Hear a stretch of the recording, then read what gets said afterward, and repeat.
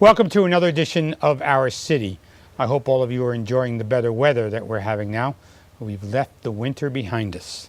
On Wednesday, April 27th at 10 o'clock in the morning, I'm going to attend a reception for new citizens. It will be held at the Stephen Sampson Center located at 800 Anna Street. On Friday, April 29th at 11:30, elected officials from the annual Environmental Day, I will join them, as well as members of Future City Incorporated. We will host students from various schools throughout the city of Elizabeth. They will learn from the U.S. Army Corps of Engineers, the U.S. Coast Guard, and numerous other organizations about our environment and our waterways. This event is a culmination of a week of earth-friendly initiatives citywide. And for more information, please call 659-0689. It's also going to be the subject of the first part of our show. Later that afternoon, I'll attend the grand opening and a ribbon-cutting ceremony of the newly designed restaurant IKEA, located at 1000 IKEA Drive. On Tuesday, May 3rd at 9:30 in the morning, I'm going to attend the City of Elizabeth. We will have our annual Slam Dunk the Junk Day. This is an Earth Day celebration in front of City Hall, citywide cleanup effort. We've always had hundreds of volunteers come out from the city, the county, private organizations, corporations. We clean, we beautify neighborhoods throughout Elizabeth. It will conclude at 1 o'clock in the afternoon with lunch at the Peterstown Community Center. If you need information concerning these events or any other events, please call our Public Information Office at 908-820-4124. And please stay with us when we'll talk about Environmental Day after these messages.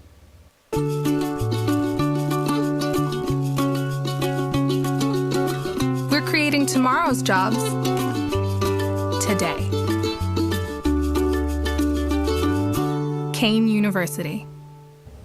Welcome back to Our City, where I'm pleased to be joined by Miss Lisa Barron, from the project manager with the Army Corps of Engineers. Lisa, welcome to the show. Thank you so much. And Dr. Craig Donovan from Future City and a professor here at Kean University.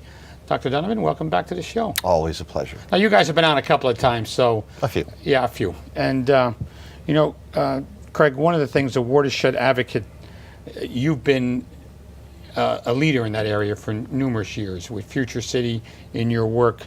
The Elizabeth River Arthur Kill, the Watershed Association, Environmental Day 2016. Tell us from your perspective how important this is. Well, I think it's incredibly important.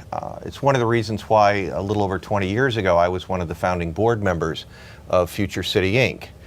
Future City is a nonprofit here in Elizabeth that's founded to work on the issues of sustainable environmental development and educating the citizens of Elizabeth about this important issue.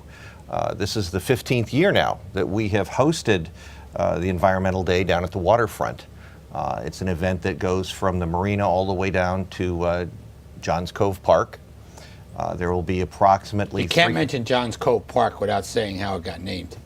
It's a memorial to one of our former board members, one of my colleagues here at Kean, John Dobachevitz, who died far too young and far too early a couple of years ago. So we were very happy that we were able to get the cove, which he had worked so hard on in terms of the environmental quality and other issues, named after him. Yeah, and he was always a staple of this show. He was. As well as everything else we did on Environmental Day. We kind of miss him. He's a good guy. He was. Yeah. So, Lisa, tell us about the Army Corps of Engineers and how you plan for Environmental Day. Well, first you come here every year, and we appreciate that. I do.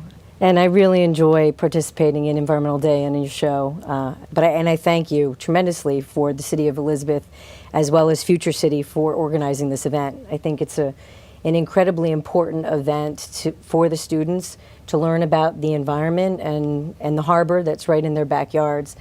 And at that event, we are going to have Corps personnel, myself included, where we'll be at we'll have a booth that will provide information for the students to learn about our organization and what the Corps is doing, and just being a good steward to the environment as well. And so we'll also share other booths that'll be there with our partners, educational displays, including the New York, New Jersey Baykeeper, the Coast Guard, the New Jersey Department of Environmental Protection, the Environmental Protection Agency, to name a few, that will have educational displays, and the kids will walk around and rotate and learn about all the organizations and what's Now, you going told me on. before the show, Lisa, no political questions, no history questions, but you did tell me something important. When did the Army Corps of Engineers start? In 1776, Under founded by George Washington, right? Yeah. Which is out. So you're part of a very historical and old organization. Yeah.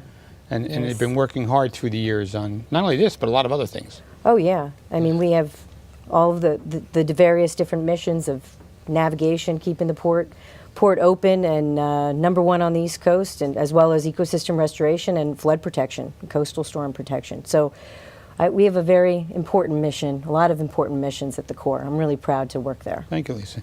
Craig, Environmental Day, you know, we started to talk about it, the partners and the students participating. What do you hope, as a professor here too, what do you hope the students get out of it? Well, we've got about a dozen schools participating, about 300 kids are there, and our goal is for them to become not only aware of the environment, but to understand the problems, to see the solutions, and in the end to become stewards, because the environment's really their future. And if the environment's going to get better, they're going to have to play an important role on this. Educating their parents, educating the community, and then becoming active as they grow up. Someday there will be another mayor, and we're hoping Slow one down, of them. slow down, slow down. Jeez. We're hoping one of them, will be as environmentally conscious and aware and supportive as you are, and this is the way we You do that. recovered well on that. That was a good comeback. So, the students, you also teach courses here at Kane regarding that effort, correct? Yes, yes. Tell us about some of the coursework that you're teaching to graduate students as well. Well, we have Or undergraduate. Well, both. We have an undergraduate degree in public administration, as well as a master's in public administration, which is really aimed at producing the future leaders of government. Whether you're a businessman or anybody else, government is the foundation for everything we do. And one of the tracks that students can follow if they're interested is in environmental management, so that we can help prepare them to work around careers in environmental management, waste disposal, all those kind of things, but also to become educated about the environment as a key issue in whatever other part of government they may end up, or nonprofit they may end up working in. And Lisa, the Environmental Day from the Army Corps of Engineers, you do these in other areas, or is it, this is something you got to be doing in a lot of different places, right? Well, I think that there are other events that we end up doing, but I think from my perspective, I've been participating in the City of Elizabeth's Environmental Day, but we do a lot of different Earth Day events surrounding the region, and other events too. When you have Estuary Day in October, You do, right? Yeah, that's my favorite part of the job, when we can reach the younger generation. And get them excited and motivated about the environment, and I know the Corps is very committed to the science, technology, engineering, and mathematics, the STEM program, and so really getting them inspired and excited about a career path, because there are so many problems in the environment, and we all need to work together to restore it, and we hope that they get excited about going into that field. And So Lisa, did you have this desire when you were young to get into this field, or did you kind of grow into it? Yeah, I you raised started a good out- point about getting kids involved in. Yeah, I guess I always loved the biology and science, and when I started out, I was an undergrad. I have an undergrad in marine biology and a master's in biology, but I started out by teaching kids marine science down at a consortium, and so this is like the closest I get to reaching out to the kids, to educate them and hopefully get excited about these fields. So I can never forget Earth Day, by the way. It happens to be my wedding anniversary. So, when Earth Day happens, it's like I know I got to buy cards and gifts. Besides anything else, I know it's an environmental day, but I also have this other thing I have to take care of. Good planning. Good. It's easy too, because Yeah. I get to have you on the TV show, and it all of a sudden clicks. It's April 22nd. I have to remember that date, even though it's been 21 years. I still got to remember that date. So the local impact, Craig, on Environmental Day on our residents. You talked about how they should share it with their parents. How does that happen? And do you think the parents really buy into this, or do you think it's hopefully for the next generation? Well, I think it's both. This is a chance for the kids to go out, see the environment, get out on the waterfront, learn more about what's been going on, even learn the history.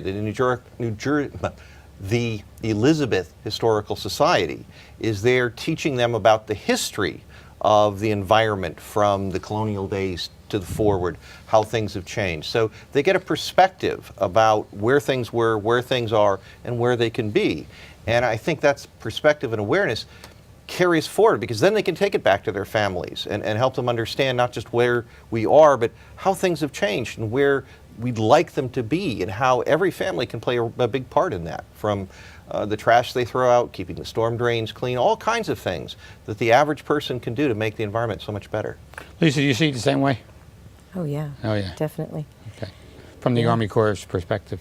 Yeah, you know, they can definitely make a difference, and you have to start young and have them bring it home to their parents, and it all makes a difference. And because everything, so much, they're very close to Elizabeth. Are you but pulling I tell those animals everybody, up out of the water again and having them there for us? I wish we're unable to bring the animals to the event. Pretty cool when we did that. I know, and for them to realize and appreciate that this harbor has all of those resources Right. to offer, and what they do, and whether it is trash or putting their change of oil down a storm drain that their parents do, or whatever that ends up in the harbor, and what they can do can help improve the estuary and restore it, and work with everybody else to Lisa, do I so. want to thank you for taking the time to join us on the show this evening. Dr. Donovan, I appreciate Thank it, you so Craig, much as for well. having us. And I look forward to seeing you on Earth Day.